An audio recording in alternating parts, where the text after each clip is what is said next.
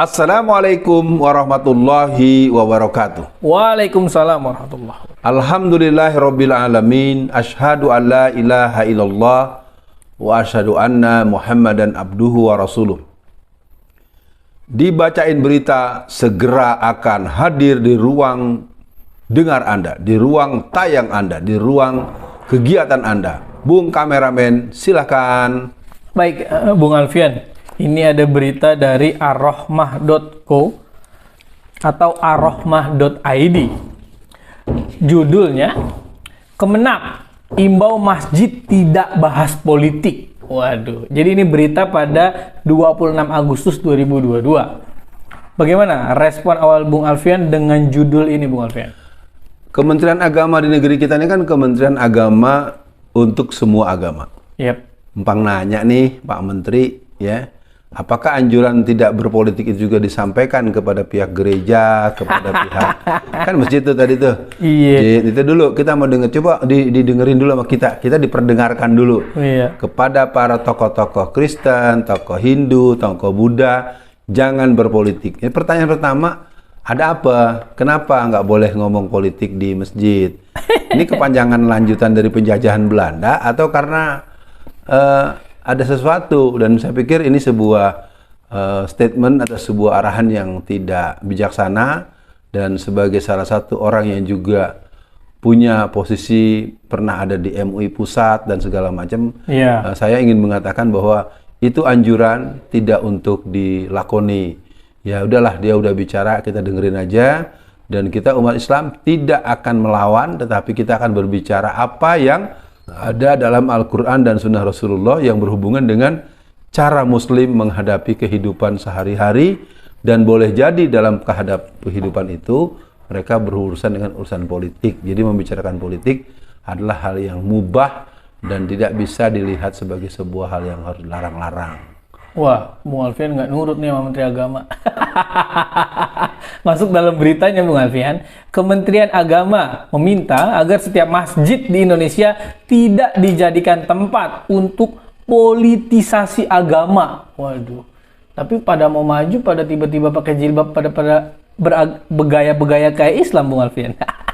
Pembahasan perbedaan politik dinilai dapat memecah belah persatuan. Kita menjaga masjid tidak dijadikan sebagai tempat politisasi agama. Apalagi kita akan menghadapi tahun politik pada tahun 2024. Bung Alfian, benar yang Bung Alfian sampaikan. Kenapa kok fokusnya ke masjid?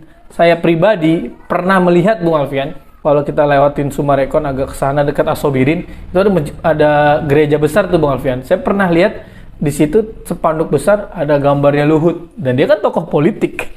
Dan itu di gereja, dan itu menuju menjelang Pilpres waktu itu. Nah itu saya nggak tahu tuh dia dilarang membahas politik apa enggak. Nah, jadi Bung Alfian, apakah mungkin ini adalah wujud mereka takut kalah atau takut rival politik mereka hari ini berkuasa di 2024 nanti, Bung Alfian? Kita dudukkan dulu persoalan ini. Ada kalimat menarik. Kementerian Agama meminta. Nah, karena dia meminta, kita bilang kita tidak kasih. Anda kan minta, tidak kami beri. Ya, kalau minta itu kan keinginan Anda dan permohonan Anda, maka kami tidak memberinya. Politisasi agama, kenapa jadi begitu gelisah? Yang buat saya mungkin berbicara politik yang sifatnya praktis memang sebaiknya tidak di masjid. Ya. Apakah Anda mengkampanyekan partai Anda, atau Anda mengkampanyekan diri Anda sendiri, itu merupakan dalam bahasa kebijaksanaan dakwah tidak boleh di masjid. Tetapi di masjid harus bicara politik. Nah, politik apa? Politik keumatan dan politik kebangsaan yang menyangkut misi dan eksistensi umat Islam. Yep. Kalau politik dalam pengertian politik strategis dan politik keumatan dan kebangsaan dilarang, berarti patut diduga orang yang melarang itu orang yang tidak beragama.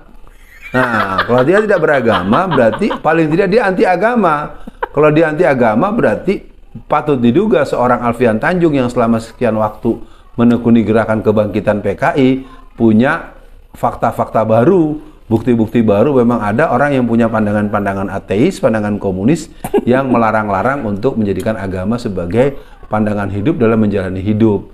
Jadi sampai sebatas ini, bahwa kalau Anda meminta, kami tidak akan memberi.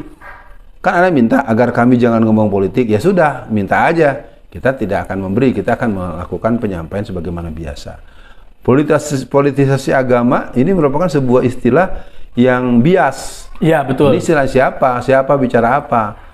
Kenapa orang-orang yang tadinya bukan muslim atau dia muslim tapi tidak penampilan muslim tahu-tahu pakai baju koko, pesantren, pakai malah jelas-jelas dia bukan muslim. Nah, Bung Alfian membahas soal jangan bahas politik di masjid, kok saya jadi teringat statement Presiden Bung Alfian yang ganteng itu.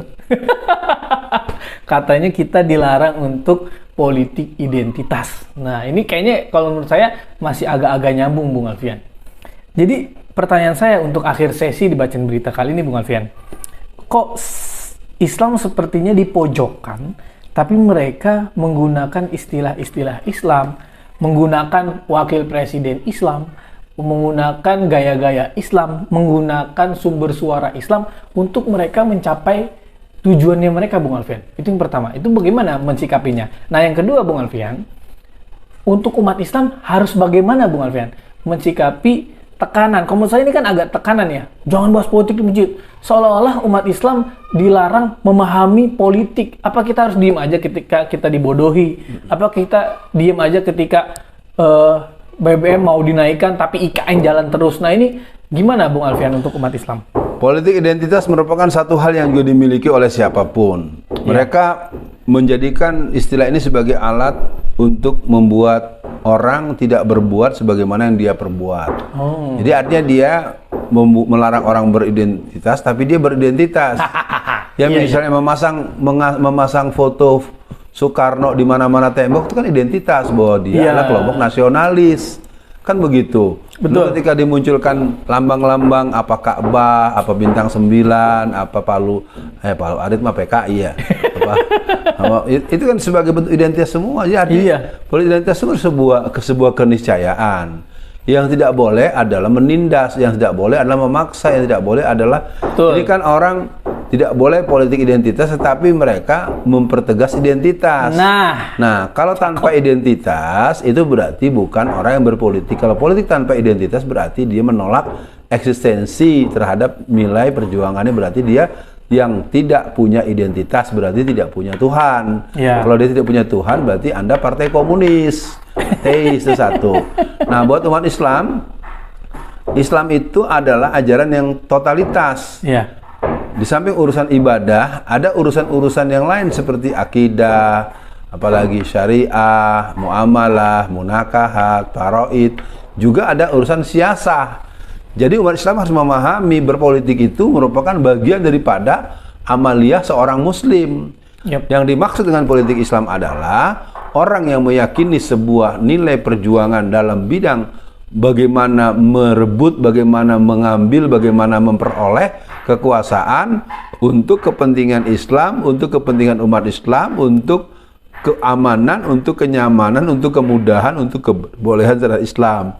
Karena kita juga punya kerangka yang berhubungan dengan wa ma arsalnaka illa rahmatan lil alamin. Dengan direbutnya kekuasaan, dengan dimiliki kekuasaan itu, maka Islam akan memberikan perlindungan, proteksi, dan tidak mengganggu agama lain, dan itu disebut dengan rumus lakum dinukum waliyadin. Jadi artinya buat pemirsa yang berbahagia, yes, umat Islam, mari kita kembangkan akhlak dan moral politik Islam sebagai identitas seorang muslim yang berpolitik.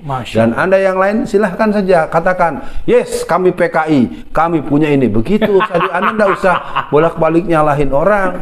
Anda sebut saja Anda dari mana, Anda maunya apa. Yes, saya partai Kristen, kami akan begini. Yes, kami partai, jadi gitu. Jadi enak. Kami pakai nama Islam, Anda nggak boleh, tapi Anda mau pakai yang kami punya, apa nggak malu gitu kan? Anda kan bukan muslim, ngapain Anda pakai sal, pakai sorban, pakai baju koko? Saya pikir begitu, pemirsa sekalian. Dan untuk menghadapi musim-musim tahun politik, kerja kita yang paling utama sebetulnya menyelesaikan urusan ini sebelum tahun 2024. Tapi kalau memang 2024 harus kita hadapi juga, mari kita buatkan lipatan-lipatan energi, lipatan-lipatan dukungan kuantitatif, dan lipatan-lipatan strategi yang membuat kita menang Amin. untuk aspirasi Islam, politik Islam, dan negeri dikelola dengan cara yang direstui oleh Allah Subhanahu wa Ta'ala. Assalamualaikum warahmatullahi wabarakatuh. Waalaikumsalam warahmatullahi wabarakatuh.